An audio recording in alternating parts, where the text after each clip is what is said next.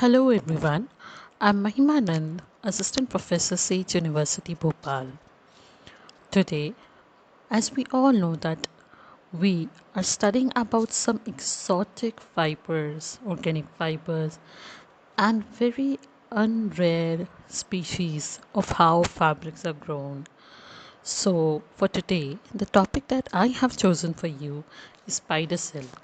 Yes, we all know that spiders create beautiful webs, but these beautiful webs are just not webs, they are fibers which are then turned into fabrics.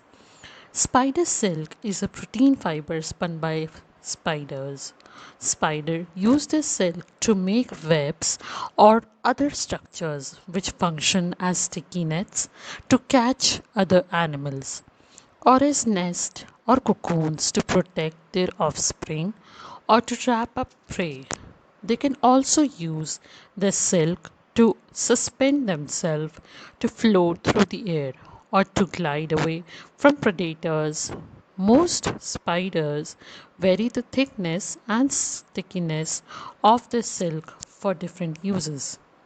In some cases, spiders may have even silk as a source of food, while methods have been developed to collect silk from a spider by force. It is difficult to gather silk from many spiders compared to silk spinning organisms such as silkworm.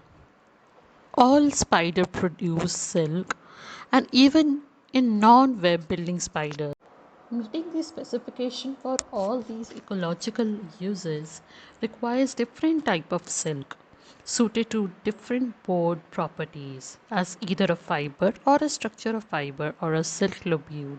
These types include glues and fibers. In a spider, these silk types are produced in different glands. So the silk from a particular gland can be linked to it used by the spider. The first gland will be ampullate major dragline silk, used for the web outer rim and spokes, also the lifeline or for ballooning. Second is the ampullate minor, used for temporary scaffolding during web construction. The third kind is flagelliform capture spiral silk, used for the capturing line of the web. The next is tubuliform, which is the egg cocoon silk used for protective egg sacs.